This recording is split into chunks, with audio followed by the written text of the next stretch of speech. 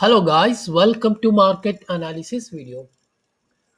കഴിഞ്ഞ ദിവസം ഞാനൊരു വീക്ക്ലി അനാലിസിസിൻ്റെ ഒരു വീഡിയോ ഇട്ടിരുന്നു. അതിൽ വ്യക്തമായിട്ട് പറഞ്ഞൊരു കാര്യം ഉണ്ടായിരുന്നു. അതായത് മാർക്കറ്റിൽ ഫ്രൈഡേ ഉണ്ടായ ഒരു റാലി, അവിടെ നമുക്ക് ഒരു സപ്പോർട്ട് കിട്ടിയിട്ടുണ്ട്. ആ സപ്പോർട്ട് വളരെ ഇമ്പോർട്ടൻ്റ് ആയ ഒരു സപ്പോർട്ടാണ് ഇനി മാർക്കറ്റിൽ ആക്ട് ചെയ്യാൻ പോകുന്നത്. ഇവിടെയാണ് ആ സപ്പോർട്ട് എടുത്തത്. ഇത് ഒരു ഇമ്പോർട്ടൻ്റ് ആയിട്ടുള്ള സപ്പോർട്ടാണ് മാർക്കറ്റിൽ ക്രിയേറ്റ് ആയിട്ടുള്ളത്. കാരണം ഇതൊരു റിവേഴ്സൽ പാറ്റേൺ കൂടിയാണ്.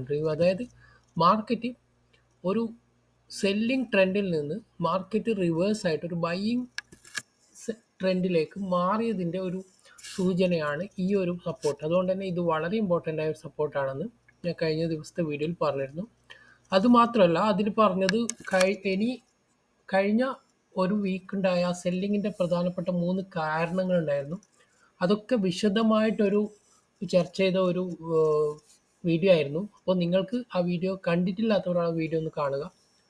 ഇനി നമുക്ക് കഴിഞ്ഞ വീഡിയോയിൽ പറഞ്ഞ ട്രേഡ് പ്ലാൻ ഏതാണെന്ന് വർക്ക് ആയതെന്ന് നോക്കാം. ഫസ്റ്റ് ഞാൻ പറഞ്ഞത് മാർക്കറ്റ് ഒരു ബുള്ളിഷ് ആയിട്ട് മാറിയിട്ടുണ്ട്. അതായത് മാർക്കറ്റ് ബൈയിങ് ട്രെൻഡിലേക്ക് തിരിച്ചു വന്നിരുന്നത് കൊണ്ട് തന്നെ നമ്മൾ ആദ്യം കൺസിഡർ ചെയ്യേണ്ടത് ഒരു ബൈയിങ് ട്രെൻഡിലേക്കുള്ള ഒരു ട്രേഡ് തന്നെയാണ്. ഞാൻ പറഞ്ഞത് മാർക്കറ്റ് ഓപ്പൺ ആയിട്ട് ഫസ്റ്റ് ഒരു സെല്ലിംഗ് സിങ് വരികയാണെങ്കിൽ നമുക്കൊരു റിവേഴ്സൽ ട്രേഡ് എടുക്കാമെന്ന് ഞാൻ കഴിഞ്ഞ വീഡിയോയിൽ വ്യക്തമായിട്ട് പറഞ്ഞു. അപ്പോൾ നിങ്ങൾ കാണാത്തവരാണെങ്കിൽ വീഡിയോ കാണുക. സോ ഇന്നത്തെ പാറ്റേൺ നിങ്ങൾക്ക് കണ്ടാൽ മനസ്സിലാവും. ഞാൻ ഇവിടെ വരച്ച് കാണിക്കുകയാണെങ്കിൽ നിങ്ങൾക്ക് ഇവിടെ ഒരു സെല്ലിംഗ് സിങ് വന്നു, പിന്നെ ഒരു റിവേഴ്സൽ. ഇപ്പോൾ ഇങ്ങനെ ഒരു പാറ്റേൺ കിട്ടുമ്പോൾ നമുക്ക് ഒരു ബൈയിങ് ട്രെൻഡിലേക്ക് ഒരു ട്രേഡ് എടുക്കാൻ പറ്റുമെന്ന് പറഞ്ഞു. അതുപോലെ തന്നെ മാർക്കറ്റിൽ അങ്ങനെ ഒരു നല്ലൊരു ഓപ്പർച്യൂണിറ്റി നമുക്ക് കിട്ടിയിട്ടുണ്ട്. അതിൻ്റെ ലോജിക്കും കൂടി നമുക്ക് നോക്കാം. എന്തുകൊണ്ടാണ് അങ്ങനെ പറയാനുള്ള കാരണം? ഫസ്റ്റ് മാർക്കറ്റ് പറഞ്ഞതുപോലെ മാർക്കറ്റ് ഇവിടെ ഒരു സപ്പോർട്ട് ക്രിയേറ്റ് ആക്കിയിട്ട് മാർക്കറ്റ് ഫ്രൈഡേ ക്ലോസ് ചെയ്ത് നല്ലൊരു ബൈയിങ് ട്രെൻഡിലാണ്. മാർക്കറ്റ് ഒരു റിവേഴ്സൽ പാറ്റേൺ നമുക്ക് ഡേ ക്യാൻഡിൽ നോക്കിയാലും മനസ്സിലാവും. നല്ലൊരു റിവേഴ്സൽ അവിടുന്ന് ക്രിയേറ്റ് ആയിട്ടുണ്ട്. ഇതൊരു പ്രീവിയസ് ഇതേ ഒരു സപ്പോർട്ട് മുമ്പും ഇതേ ഒരു ഓൾമോസ്റ്റ് ഇതേ ഒരു സ്ഥലത്ത് മാർക്കറ്റ് സപ്പോർട്ട് എടുത്തിട്ട് റിവേഴ്സൽ ഇങ്ങനെ ഒരു നല്ലൊരു റിവേഴ്സൽ കാണിച്ചതാണ്. നിങ്ങൾക്കിവിടെ ചാർട്ടൊന്ന് ഞാൻ കാണിച്ചു തരാം.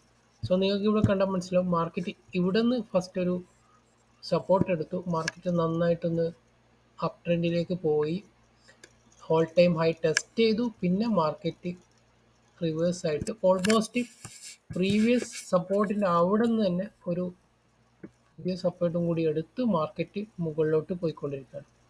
സോ നമ്മൾ നമ്മുടെ ട്രേഡിൻ്റെ ലോജിക്ക് എന്തെന്ന് വെച്ചാൽ, നമ്മൾ എന്തായാലും മാർക്കറ്റ് അപ് ട്രെൻഡിൽ പോവുകയാണ്. അത് നമ്മൾ കൺഫേം ആയി കഴിഞ്ഞാൽ നമുക്കൊരു ട്രേഡ് എന്തായാലും അപ് ട്രെൻഡിലേക്ക് തന്നെയാണ് ഏറ്റവും ബെസ്റ്റ് ഓപ്പർച്യൂണിറ്റീസ്. ഇവിടെ നമ്മൾ നോക്കേണ്ടത്, ഇവിടെ നല്ലൊരു ഗ്യാപ്പ് അപ്പിൽ ഓപ്പൺ ആയത്. അതായത് പ്രീവിയസ് ഡേ പലരും മാർക്കറ്റിൽ ട്രേഡ് എടുത്തവരുണ്ടാവും. അവർ ആ ട്രേഡ് എന്തായാലും മാർക്കറ്റ് ഹോൾഡ് ചെയ്ത് വെക്കുന്നവരായിരിക്കും അധികവും. കാരണം മാർക്കറ്റ് ഒരു ട്രെൻഡ് കഴിഞ്ഞ് കഴിഞ്ഞാൽ പിറ്റേ ദിവസം ഒരു ഗ്യാപ്പ് അപ്പിൽ ഓപ്പൺ ചെയ്യാനുള്ള സാധ്യതയുണ്ട്. അതുകൊണ്ട് തന്നെ ഇന്നത്തെ മാർക്കറ്റ് നല്ലൊരു ഗ്യാപ്പ് അപ്പ് തന്നപ്പോൾ അവർ പ്രോഫിറ്റ് ബുക്ക് ചെയ്യും.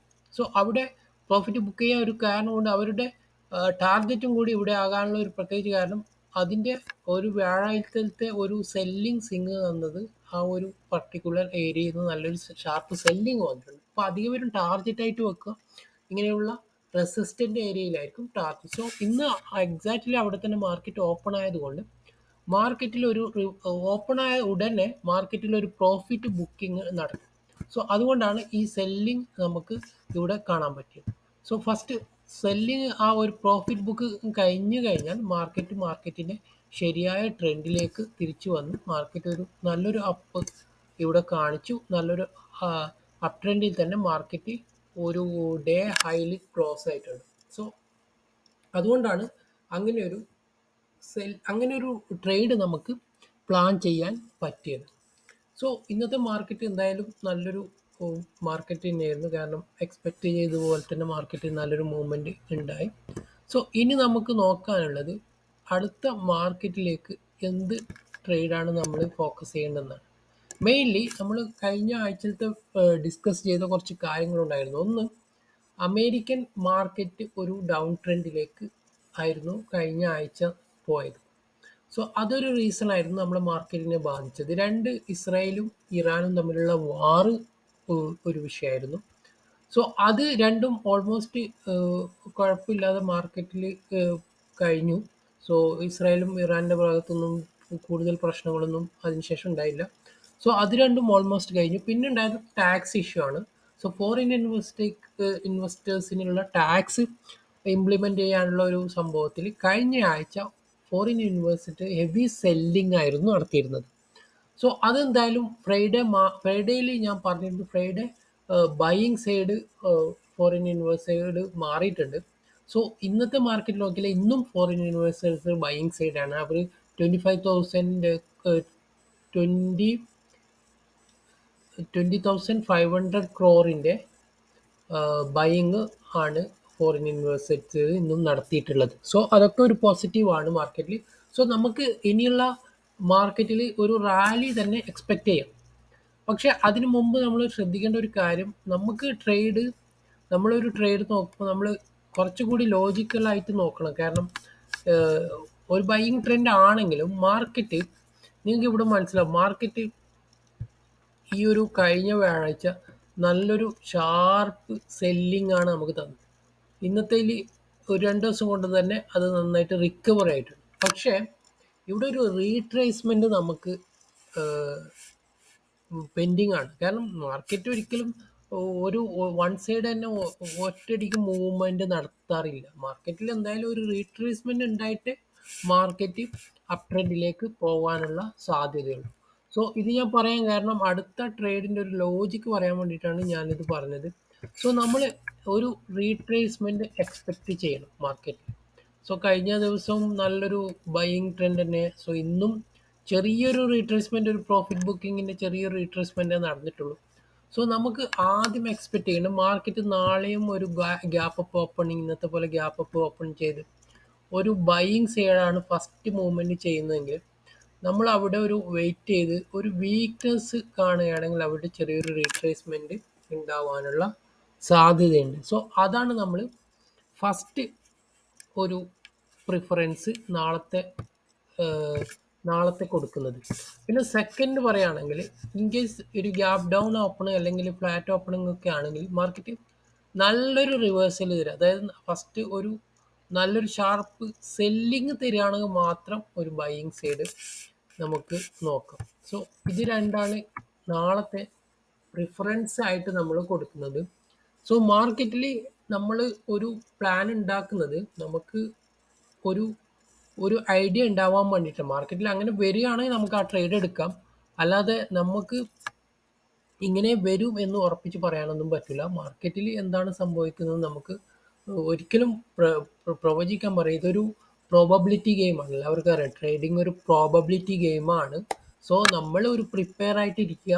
ഇങ്ങനെ ഒരു ട്രേഡ് വരികയാണെങ്കിൽ നമുക്ക് ആ ട്രേഡ് എടുക്കാം. അതിൽ ടാർഗറ്റ് കിട്ടുകയാണെങ്കിൽ ടാർഗറ്റ് എടുക്കുക, അല്ലെങ്കിൽ പ്രോഫിറ്റ് ലോസ് ആണെങ്കിൽ ലോസ് ബുക്ക് ചെയ്യാം. മെയിൻലി ഒരു 3:1, അതായത് ഒരു 10 പോയിന്റ് സ്റ്റോപ്പ് ലോസ് വെക്കുകയാണെങ്കിൽ ഒരു 30 പോയിന്റ് ടാർഗറ്റ്, അങ്ങനെയാണ് ഏറ്റവും നല്ലത്. സോ നിങ്ങളൊരു ട്രേഡർ, ഒരു ബിഗിനറൊക്കെ ആണെങ്കിൽ വലിയ ടാർഗറ്റിനേക്കാളും ചെറിയൊരു സ്റ്റോപ്പ് ലോസ് വെച്ചിട്ട് കാര്യങ്ങൾ മനസ്സിലാക്കുക, ആദ്യം പഠിക്കുക. എങ്ങനെയാണ് മാർക്കറ്റ് വർക്ക് ആവുന്നത്, എങ്ങനെയാണ് ചാർട്ട് മൂവ് ചെയ്യുന്നത്, ഇങ്ങനെയുള്ള കാര്യങ്ങളൊക്കെ വിശദമായിട്ടും പഠിച്ചാൽ മാത്രമേ നമുക്ക് ട്രേഡിങ്ങിൽ സസ്റ്റെയിൻ ചെയ്യാൻ പറ്റൂ. നമ്മൾ ക്യാപിറ്റൽ എന്തായിട്ടും പ്രൊട്ടക്റ്റ് ചെയ്യുക എന്നുള്ളതാണ് ഏറ്റവും ഇമ്പോർട്ടൻ്റ് ആയ കാര്യം. സോ അതുകൊണ്ട് തന്നെ നിങ്ങൾ ഒരിക്കലും നിങ്ങളുടെ ക്യാപിറ്റൽ നഷ്ടപ്പെടുത്തിക്കൊണ്ട് ഒരു ട്രേഡ് ചെയ്യരുത്. അതുപോലെ തന്നെ നിങ്ങൾക്ക് ഇപ്പം ഒരു ക്യാപിറ്റലിൻ്റെ ഒരു 20% മാത്രം ഉപയോഗിച്ച് ഒരു ട്രേഡിൽ എൻട്രി ചെയ്യുക, അല്ലാതെ മുഴുവൻ ക്യാപിറ്റൽ എടുത്ത് ഒരിക്കലും ട്രേഡിന് ഇറങ്ങരുത്. അതുപോലെ തന്നെ സ്റ്റോപ്പ് ലോസ് തീർച്ചയായിട്ടും നിങ്ങൾ റെസ്പെക്റ്റ് ചെയ്യുക. കാരണം സ്റ്റോപ്പ് ലോസ് എന്ന് വെച്ചാൽ നമ്മുടെ ഒരു സെക്യൂരിറ്റിയാണ്, നമ്മുടെ ഒരു പ്രൊട്ടക്ഷനാണ്. സോ അത് നമ്മൾ തീർച്ചയായിട്ടും ഏറ്റവും പ്രധാനപ്പെട്ട കാര്യം, സ്റ്റോപ്പ് ലോസ് പലർക്കും പറ്റാത്തത്, നമുക്ക് ഒരു സ്റ്റോപ്പ് ലോസ് വന്നാൽ അത് ബുക്ക് ചെയ്യാൻ പലർക്കും പറ്റാറില്ല. കാരണം മാർക്കറ്റ് തിരിച്ചു വരും എന്നുള്ള ഒരു ഇതിൽ പലരും വെയിറ്റ് ചെയ്ത് കുറേ ലോസ് ഒക്കെ ഉണ്ടാക്കാറുണ്ട്. അതുകൊണ്ട് തന്നെ ഒരിക്കലും സ്റ്റോപ്പ് ലോസിനെ നമ്മൾ എപ്പോഴും റെസ്പെക്റ്റ് ചെയ്ത് മാത്രമേ ട്രേഡ് എടുക്കാൻ പാടുള്ളൂ. സോ ഇന്നത്തെ വീഡിയോയിൽ ഇത്ര മാത്രമേ ഉള്ളൂ. സോ നിങ്ങളുടെ അഭിപ്രായങ്ങളും നിങ്ങളുടെ ഉപദേശങ്ങളും നിങ്ങളുടെ എല്ലാ കാര്യങ്ങളും കമൻറ്റായി രേഖപ്പെടുത്തുക. നിങ്ങൾക്ക് വീഡിയോക്ക് ലൈക്കും അതുപോലെ തന്നെ നിങ്ങൾ എൻ്റെ ചാനൽ സബ്സ്ക്രൈബ് ചെയ്യുന്നില്ലെങ്കിൽ ദയവായി ചാനൽ സബ്സ്ക്രൈബ് ചെയ്യുക. Thank you for watching.